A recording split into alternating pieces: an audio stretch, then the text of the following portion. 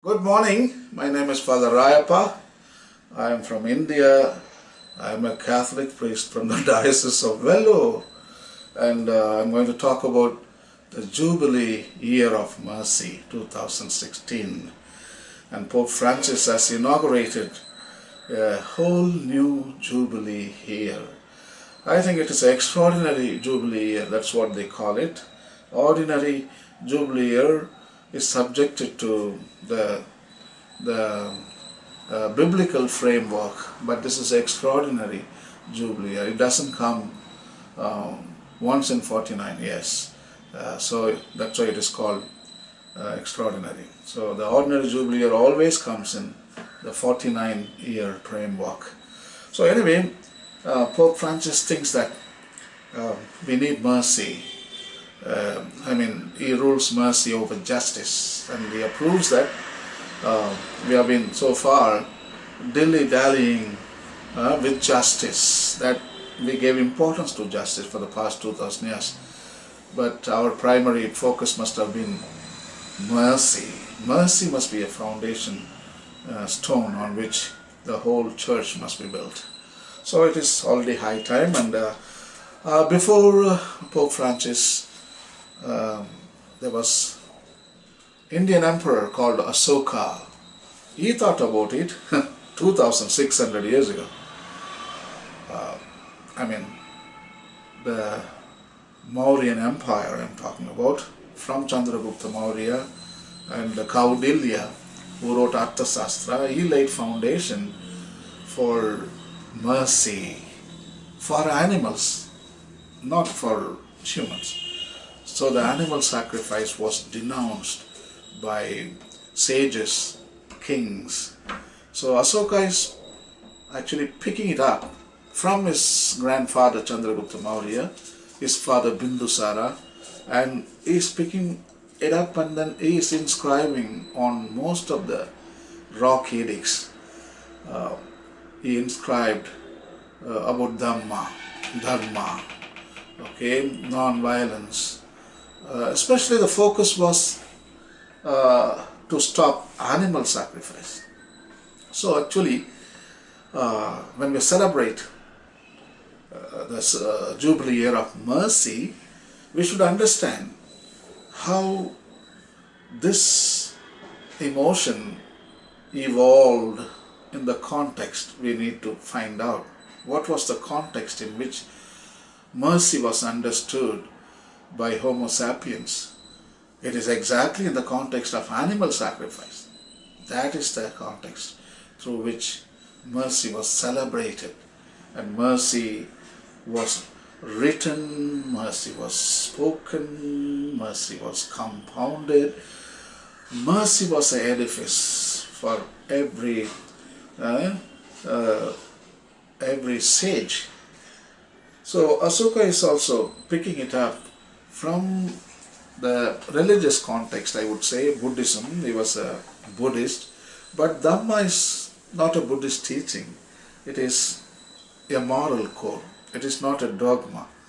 It is a lifestyle. So he is simply telling we need to stop animal sacrifice. Not only animal sacrifice, we need to stop also for our using them for our own dietary purposes, eating. Okay, so everybody should become vegetarian. That is what Ashoka says 2250 years ago. That is before Jesus. Before Jesus, the concept of mercy is already evolving 700 years before, during the time of Hosea, Amos, Jeremiah. That concept was imported to Indian Mauryan Empire, Chandragupta Maurya, Arthasastra, Kaudilya, and then comes to Ashoka, and then comes to Jesus. So it was 700 years of history. The concept of mercy was meditated upon.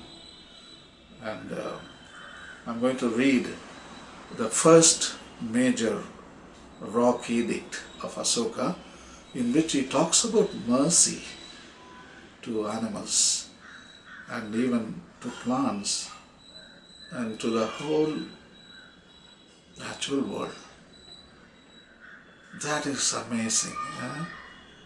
So I'm going to read it for you. The first major rock edict. Ashoka's name was Piyadasi. Piyadasi. Ashoka was a nickname. Ashoka means without sorrow. Soga means sorrow. Ashoka means without sorrow. So it was a nickname. But Ashoka's original name was Piyadasi. So I'm going to read first major rock edict. The beloved of the gods, Piyadasi, the king, has had this inscription on Dhamma engraved. Here, no living thing having been killed is to be sacrificed, nor is the holding of a festival permitted.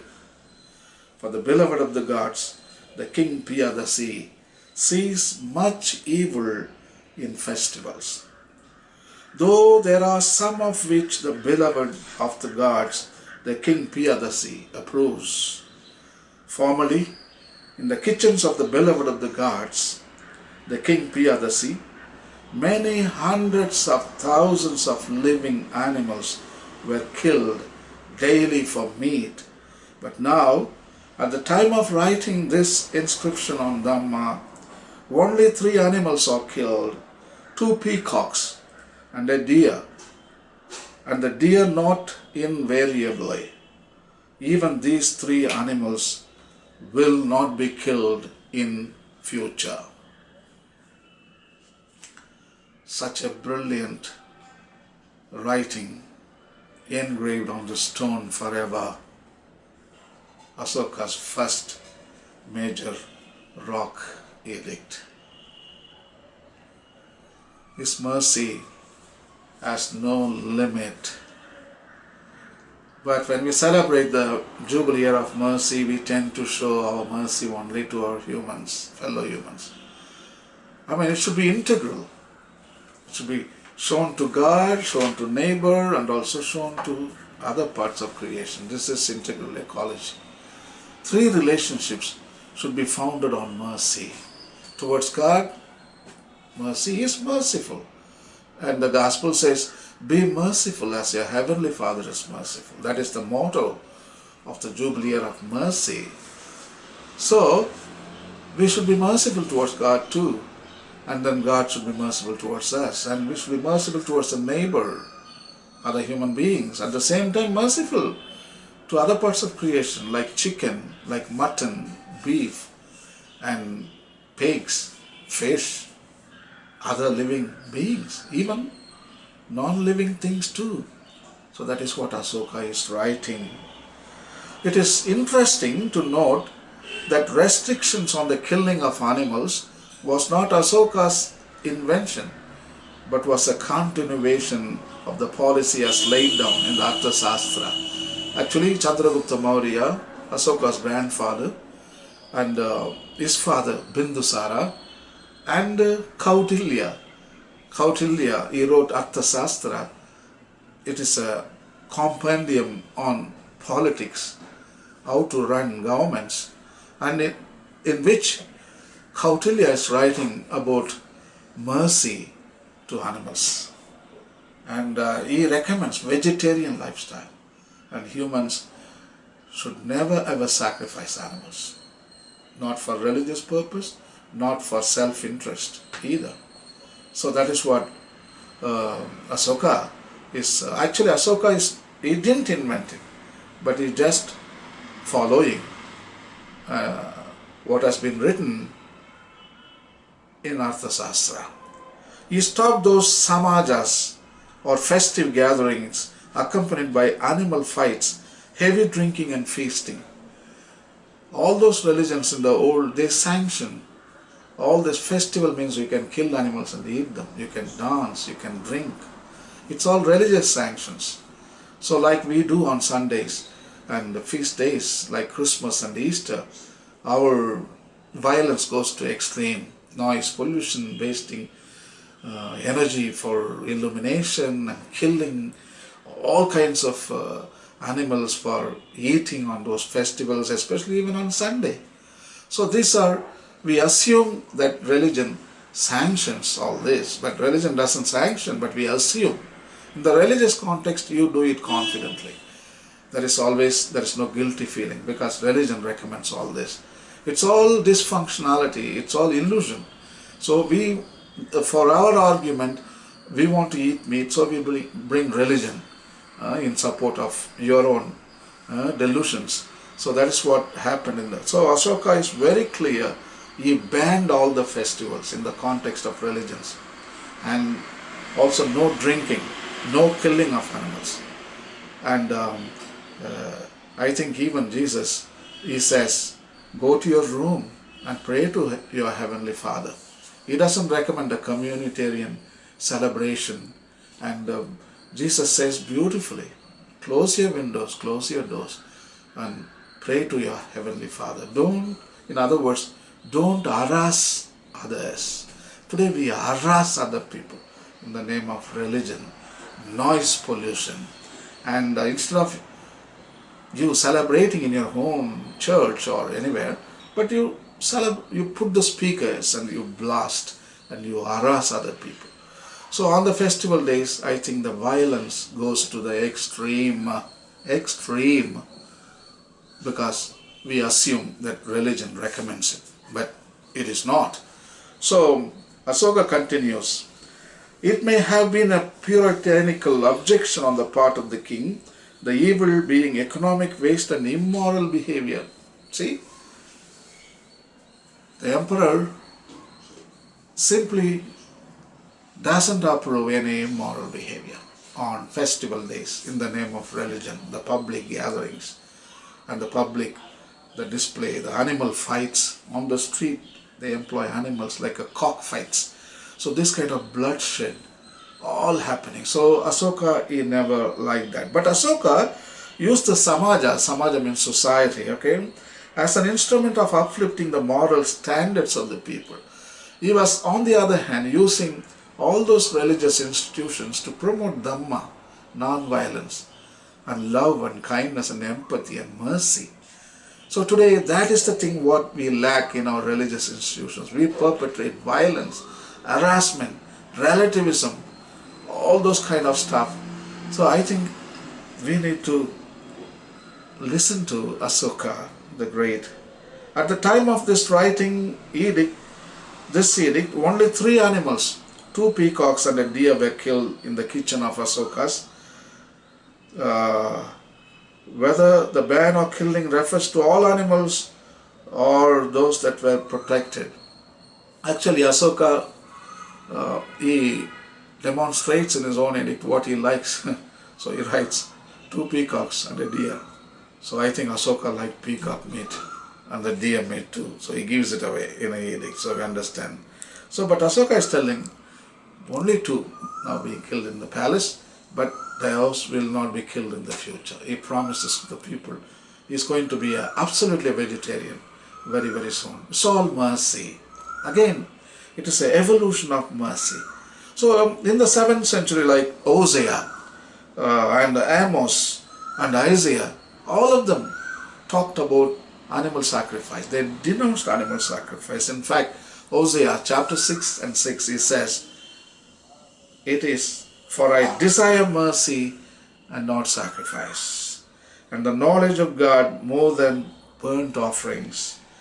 That is amazing. Amazing. Burnt offerings, the Lord doesn't like it. He never likes it. And I'm going to read a text from Amos where he denounces all forms of animal sacrifice. He celebrates mercy to animals. Amos chapter 5 verse 21 to 24. I despise your feast days, and I do not savor your sacred assemblies. Though you offer me burnt offerings and your grain offerings, I will not accept them, nor will I regard your fat and peace offerings. Take away from me the noise of your songs, for I will not hear the melody of your stringed instruments. but let justice run down like dear water, and righteousness like a mighty stream. In other words, mercy, mercy, compassion. All these prophets from 7th and 8th century BC talking against the animal sacrifice. Because in India, Rig Veda appeal to sacrifices. Horse sacrifice, Ashwamedha Yajana, and bulls were sacrificed. Animals were persecuted. The humans thought by sacrificing animals, their sins are atoned, their sins are forgiven. It's a delusion, illusion. If human made a sin, committed a sin, and the responsibility, only the human should pay for it. At last Jesus understood, and he liberated all the animals. He reiterates Hosea, it is not the sacrifice, it is mercy. He liberates symbolically all the animals from the Jerusalem temple before the Passover feast, because these animals would have been eaten by people in the context of Passover, the roasted lamb and bitter herbs. And Jesus liberates all the animals. Escape. Probably that year, the people couldn't find a roasted lamb and bitter herbs, and Jesus celebrates vegetarian bread and wine. And he says, I liberate all the animals. He wants to make a deal with humans. Let us make a deal. What is the deal?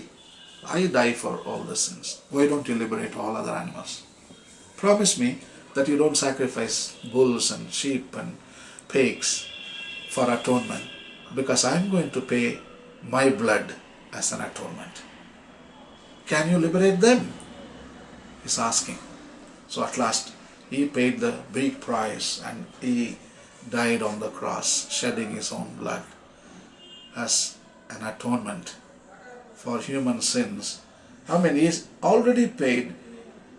Are we fools? Even today we are fools. Already he liberated us, and we are still continuing to sacrifice animals for atonement. What is wrong with human society? Jesus says, liberate all animals. He says to the sheep, I am the good shepherd. I give my life to you. I won't eat you. Only thieves will do that. Such a profound teaching from our Master Jesus Christ.